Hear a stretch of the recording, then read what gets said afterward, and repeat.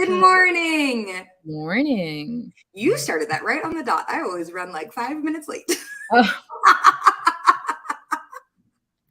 Oh man, I'm happy you're here, Danielle. And everyone, thank you for joining Live with Danielle. As you can see here again, Dan is on vacation still, and we are doing our women's takeover of Live with Dan all month long to celebrate Women's History Month, women in research, women in customer experience, and women in the workplace. We are so excited to be highlighting women all month. And if you followed us last week, we highlighted 7 women, if you count me, because I forgot to do that at one point. 7 women at Question Pro. And so please go back and listen to that episode. Danielle, happy Friday and happy St. Patrick's Day. happy St. Patrick's Day. How's your week, Crystal? Oh, it's good. There was a crazy lightning storm in Austin last night. Did you get it up in Dallas? That too, yeah. Oh my gosh, so cool. As you guys can see, I'm based in Austin, Texas. Danielle's based in Dallas, Texas. And let us know where you're at in the comments. If you're on LinkedIn, YouTube, Twitter, or Facebook, we would love to know where you're following us at today. Drop it in the comments section and we'll give you a little shout out.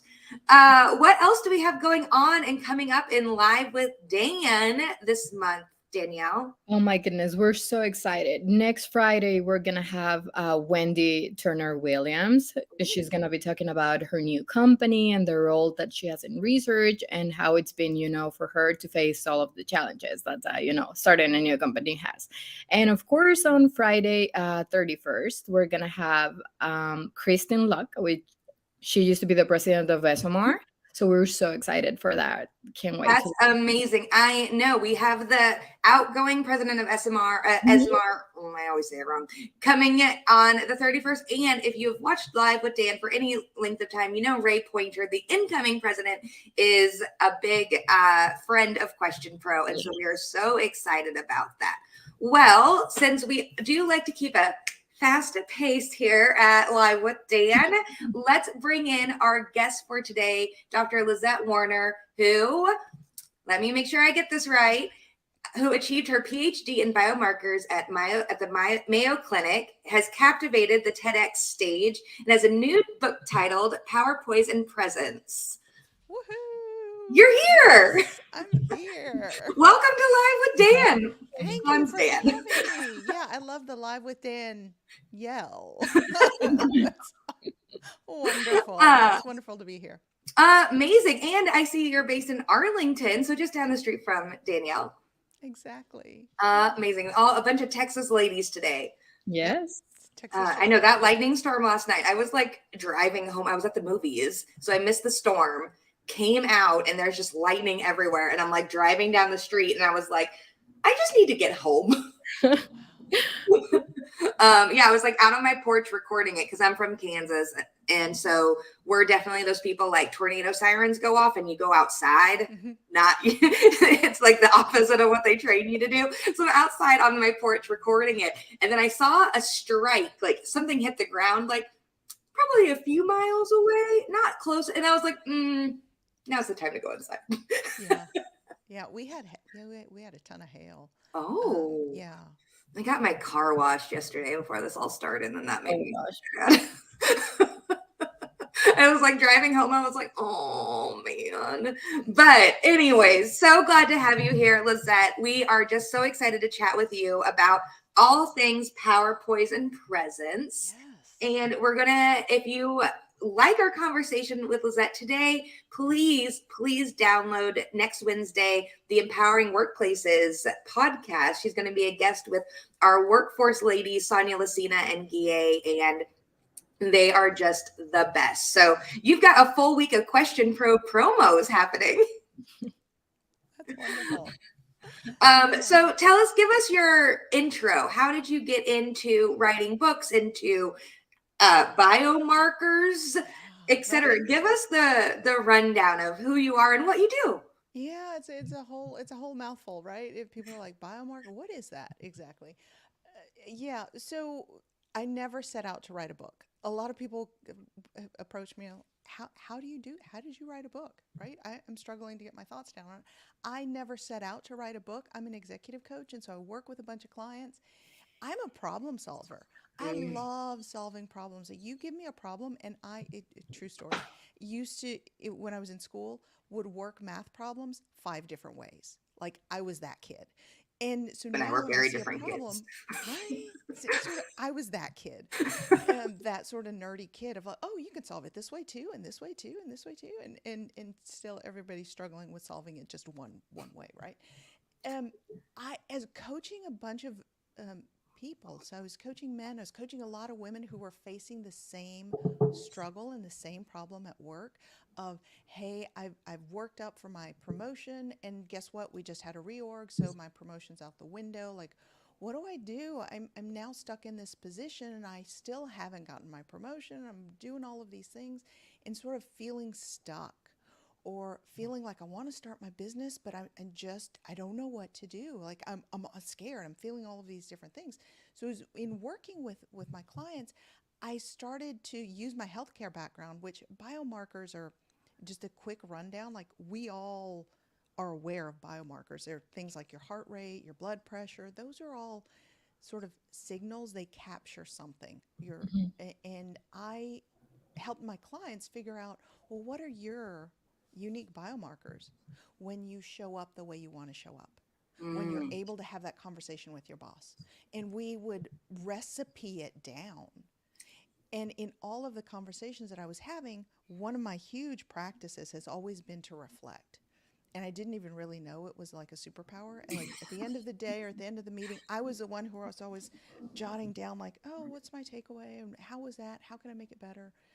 I did that with all of my clients. So before I knew it, I had all these little snippets of, oh, this is the same problem here, and this is the same problem here, and this is the same problem here. So it was just a matter of putting it all together and organizing it in a book, if that makes any And sense. you're like, that sounds, I just had to organize it into a book. Right? I mean, I trivialize it, but that's once you get sort of the draft, the Hmm. book, the, when you write a book, it's not that you're writing, you set out to write a book, you set out and you write snippets, and then it's really the stitching it together and the rewriting it that makes it a book. Yeah. Wow. And will you make sure we'll drop a link to your book. Is it out already? Oh yeah, yeah, yeah, Great. it's Okay. out. We'll drop a link in the chat if you want to download it or buy it. Download it. I don't know. When was the last time I read a book, I guess. And we'll drop that in the comment section. But so that's just an amazing approach to, approaching, I guess, your clients and approaching life. I think so often we forget that the things that we're doing in our own heads or in our lives are not what everyone else is doing. I remember very specifically the first time that I was like realized that I thought differently than other people, and it wasn't until I was in my late 20s. Right? And that I can almost like marker that point in who I am now versus who I was. Yeah. But how do you use your art and science approach to support women rising up in the workplace? Because you have your science background. I would say writing is an art. You're creative. Whether people are like, you don't have to always be painting a painting to be creative. But how do you use your kind of art and science approach when supporting women in the workplace? Yeah, that's a gorgeous question, because it is an art form. It is a conversation, just like we're having here. And just as you were saying, that you don't realize things about yourself. It's that art form of realizing, I had all this background in my healthcare, and I served on these biomarker committees where the whole purpose was to look and discover what are the biomarkers that's going to tell physicians that cancer treatment is having an impact or it's not. And it was serving as like this one-way marker, because it just sort of lights up and says, hey, treatments have an impact. No, it's not. But the biomarkers that we have, and the way that I meld sort of the artwork, is to convey to my clients that, you know what, we've got a two-way street here. Unlike the healthcare biomarkers that are like a one-way Mm. street, the biomarkers that I work with my clients is, it's a two-way street. So when you think back, Crystal, when you were made this realization about yourself, there's probably, as you're thinking about it, there are so many things that manifest for you, right? In that moment, it's like this, whoa, it's an aha moment, or you had a smile on your face, and so there were things that are going on. And the art and the science is one, having the conversation, so being able to just enter into the dialogue and sharing back with, hey, I'm noticing this, or tell me kind of what's going on back when you made this revelation of, whoa, I think differently than other people. And Hmm.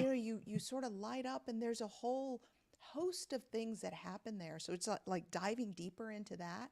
And I always discover, like, as you dive deeper, there's more, there's probably more there, Crystal, Yeah. than you're even aware of, right? Yeah. There's more. My 20 something self was just like, okay, well, that was interesting. Moving on. Uh-huh. Yeah, but it's in capturing that and going, oh, well, then what if that is your superpower that you then use now moving forward? And Hmm. always walking into that room knowing, or into the studio or wherever you go, right? Knowing that that's a uniqueness about you. That's something that is your unique value proposition that you bring to any situation, right? And we're all walking around with them, not knowing what they are, really, right? Yeah, I mean that's fascinating. What kind of, so in your what do you bring then from your, I would say, like, science background methodologies? Do you keep it in, like, notebooks? Do you do, I don't know. I'm trying to, this is why I wish Dan was here, because Dan would be like, do you use this question type to, like, how do you research people? Yeah, it's another gorgeous question. So one, I'm a scientist, right? So I gotta have the lab notebook. You're like, there, some of the assumptions we have about scientists are true. Totally, totally. I've always had a little lab notebook. And when I'm talking to a client, I've got a framework, because I'm a certified coach, so I've been trained in certain frameworks. And since I've developed this study of biomarkers, I'm always on the lookout for biomarkers. It's again one of my superpowers, one of my unique value propositions, is that's the way I see the world, is through Right. biomarkers. And so I have, there's not a standard set of questions that I ask, but the way that I wrote the book, I do ask a standard set of questions. I ask the questions of sensations, of what are you feeling? So what's coming up, and all from your fingertips down to your toes to outside. It's so that, and that's an interesting question when I ask clients, is that where, also location. So it's like, location, where is that coming up for you? And that's an interesting one, because for some who are very somatic, so they feel a lot of things, it might be, my chest, my heart, my gut, Mhm. whatever. Mm. But others, it's outside of them, which is really intriguing, because some people will say, well, I'm not a feeling person. Like, we're all humans, so I don't care whether you're, male, female, or how you identify, but if you're human, you have sensations, you have feelings. We sometimes don't acknowledge them, but also sound, Mhm. sight, taste, touch, all of those things. So I have a standard set of, like, questions. They're in the book. Um, and So you kind of take, like, I would say, almost like it sounds like when you're talking about it, it sounds like you take a lot of qualitative data, like, oh, like, but really what you're like, I trick them into, it's actually quantitative, because you're like, I know that they're going to hit into these, like, categories typically. mhm. And you're like, oh, but my smile and my, really, like, my hair, like, my vibe makes it sound like I'm taking them down such a natural path. Yeah. Yeah. And it is, because it's a conversation, right? And so Hmm. we go wherever the client goes. Because I will promise you, I've run workshops where I've had a number of people, and they want to talk about confidence. So I'm like, okay, so we're going to walk out of here today with a confidence recipe. And each of us has our own confidence recipe. We do. And that manifests from the point of view that you have unique experiences.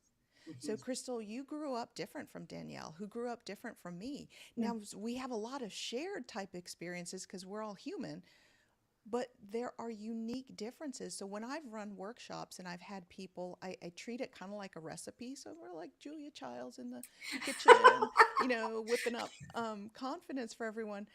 And as sometimes I'll use a model, so just a volunteer who will walk through it, but everyone has a little bit of a different recipe for their confidence. Yeah. Just like Julia Child, there's a Julia Child's lasagna, and there's I like feel like you an just emerald simplify. You're lasagna. like, so I'm actually a scientist, but then, and that's what's crazy is like you're like, I was like, I know, like I've read your bio, like I did a little deep dive on you, and then now you're like, but it's just like a recipe card, and I'm like, lady, ma'am, you are way more complex than that. I read the information on you. Yeah, I'm breaking it down to its essential elements, but yeah, sometimes we make things more complicated than they need to be. That's all of the research industry all the time. Right. And then we get so stuck Hmm. because we have to follow a certain methodology, or if we have to, and there is a Yeah. method to my madness. Right, of There course. totally is. But yeah, I break it down for like the common person because it's life is complex enough. Do we need to Yeah. like complicate it anymore? Yeah, I love the human touch, and everything that you say is just like beautiful because, deep down, we are a byproduct of all of our experiences and the way we grew up. So, yeah, it's lovely.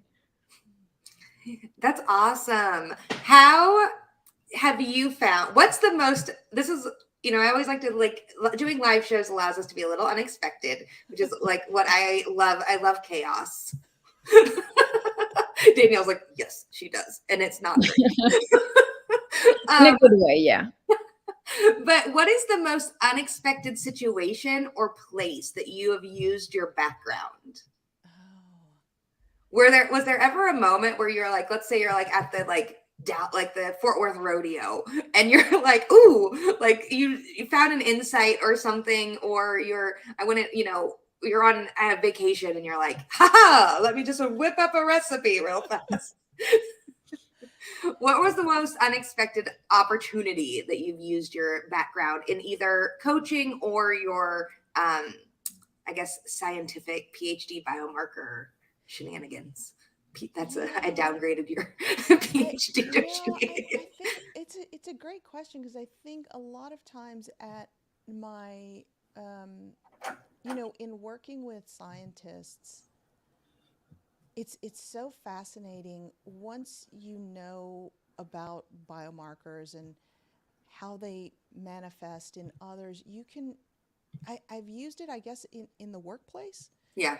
To be honest, in different meetings and in different situations. So there may be people who are so uncomfortable, and a lot of times we don't know what to do with that, right? In pointing it out. So it's manifested itself like in when I was in the workplace of being able to help out managers on how to communicate, how to connect to your people, and sort of seeing what I'm seeing and not just saying coming in and going, hey, you need to do this. Um, but I've noticed a couple of things. Happy to share with you if you'd like, so from that sort of standpoint, in Yeah. order to help them communicate better, or the other. The other place where it comes in, which is totally bizarre, but it's in emails. So Oh. when I get emails from leaders and they're like this, and I start thinking, "Oh my goodness." And you can read through, of course you don't read through all of this, but Yeah. that already communicates a message. It's already communicating a message about them. So, and I tell you, because this is my crazy, the way I see the world. The way I see the world is through biomarkers. So you can't even turn it off. I can't even turn it off, and I get those insights from just even those super long emails and being able to read into the person, right? Right. So I think that's the sort of the weirdest place that I've seen it, because yeah, I can't turn it off. Yeah, but you're not like, I just imagine you being like ordering a Starbucks and then like someone doing something and be like, did you know that this might be one of your biomarkers? And that barista just being like, cool, here's your coffee. It's funny. I had a client actually this morning, earlier this morning, because they were in Europe, and I pointed out. So the way I share it, I said, there seems to be this, and I use this wording, this tenderness about you, and they had never considered that as a strength or as a possibility for them, because they're in a very sort of crisis mode atmosphere, and it was like a lifeline for them. So when you notice some of these things, it's okay to share it with others, especially because sometimes we don't know what we're coming into situations with. We don't know like our superpowers. We don't know our Right. like value proposition. So that's how I shared it. I just said that to them, and I think so many times, and this happens back to sometimes we get stuck in our methodologies in the corporate world. And I mean, it's not just true in market research or CX, is we get well, I have to do my job this way. And because I'm doing X job, I have to be X way. And you are either, sometimes people speak things over you that may not be true, or they don't speak anything over you. And it's just like, well, I'm supposed to be like this. So that's what I'm going to personify this kind of person or this kind of personality or this kind of, I don't know, whatever we've deemed socially acceptable. And so often we don't speak it positive reinforcement or say like, hey, did you notice this thing about yourself that they may not have? And we're not coached to do that. yeah. So often, or we rely on people whose jobs it are, like our therapist or whatnot. And that's definitely something that I've learned to do as a manager, just because when that has happened to me, I feel so empowered. Because it's like, oh, I've been noticed. Someone saw me and really wanted to speak into that. And that's, I think, you're trained in it. The rest of us are kind of like We go out through here life guessing. you're absolutely right. Sometimes we go through life on autopilot, and those days that we do the things that we think we're supposed to do or present ourselves the way that we're supposed to, it ends up, isn't there a heaviness about that? Right? Because you're not being you. Right. And so the way I talk about it in the book, I talk about it in terms of energy efficiency. You're operating out of your zone of energy efficiency, and when you do that, then it's like you're putting the wrong gas in. You're having to go through like hard terrain, and so you're wearing yourself down. So it's no surprise that you end that day like exhausted. I'm burnt out. Like I just can't do this anymore, right? But when you find, and it's not even about the job, when you find the you that operates in that energy efficient zone, and you show up with your complete value proposition and your complete superpowers on display, then you leave the workplace with more energy than you started. Happens to me all the time. And so that's what I try to help my clients get to, regardless like what's going on, right? Yeah. When you show up with your complete value proposition, that is such a good corporate like way to tell people like, show up and be your best self. But so many times like Danielle and I can say those kind of, I would say probably generationally we're like to talk like that, but those, I would say different eras are not. And Sonia says it a lot, our president of workforce, whom she's always like, can you be your whole self in the workplace? And I've never had a problem doing that to my We love that at Question Pro, yeah. But it is something that I try to make sure that we can do as a team. And it would definitely be, I think, harder if you're conditioned to have set different expectations of yourself. But show up with your complete value proposition is a very good like leadership phraseology. I love that. Yeah. I was like, the next thing you're gonna know, the guys are gonna be like, ooh, can we add like a like a quiz to that, or like a, you know, a value, like a Here's question your type to quiz. that. Did you show up today on this and, you know, do this matrix question? That's amazing. So tell us, what's your kind of last, I found this quote from you that I love that I don't want to let you go without talking about. Sure. You said, I believe a scientific approach of experimenting and observing is crucial to fully blossom in the modern world. Scientists try new things, observe, make hypotheses, and fail spectacularly, and don't get stuck to a particular way of thinking. How do you think women, especially women, since it's Women's History Month, can apply that to how our growth as humans and our growth in the workplace? Because so often women are perfectionists. We don't like to fail. How can we apply that scientific methodology? That quote you have is beautiful. I stole it off your website, so I hope you said it. Oh, I love it. I love it.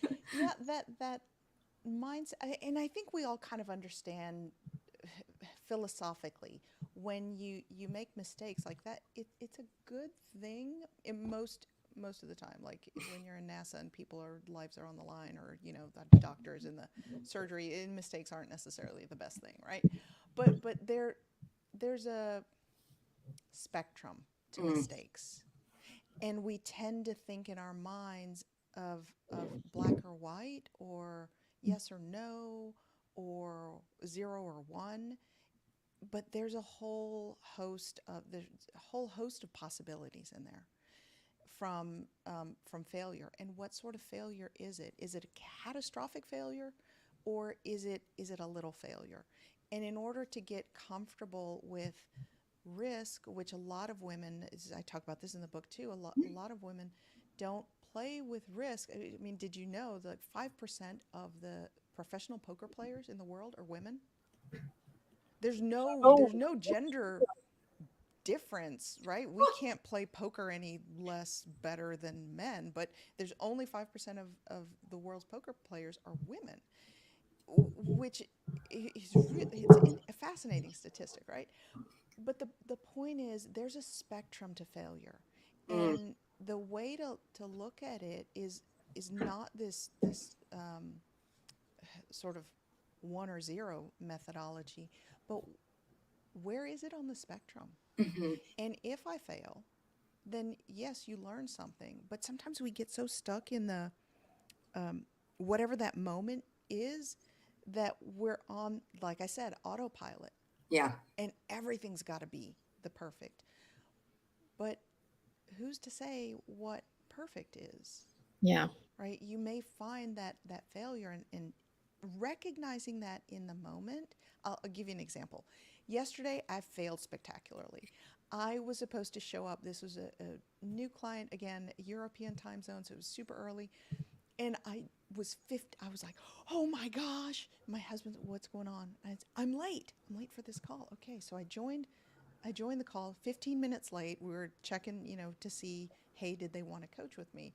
And here's coach showing up, 15 minutes late. So I walked in, failing spectacularly, going, first words out of my mouth, I wanted to make a good impression, so I figured I'd show up late. And they laughed just like you did, right? But it's this lightness about me, which is totally authentically me. And I showed up with all of that. And through that failure, quote unquote failure, right? I'm working with a new client. So who's to say that that's a failure? Right. How are you looking at it, and how can you reframe it to go, okay, yeah, I failed spectacularly. Now what's my next step?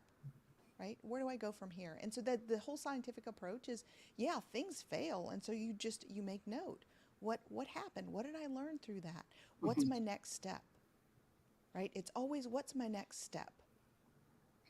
I love that. Yeah. Thank you so much. I feel very inspired. This is a great way to kick off the weekend. Awesome. Lizette, thank you so much for joining us on Live with Dan Yell.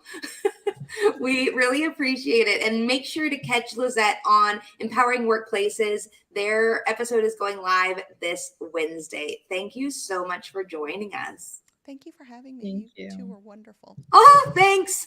Danielle, make sure to drop anything that we're doing in the chat for the next Women's History, for the rest of Women's History Month. We will be here with other amazing ladies like Lizette.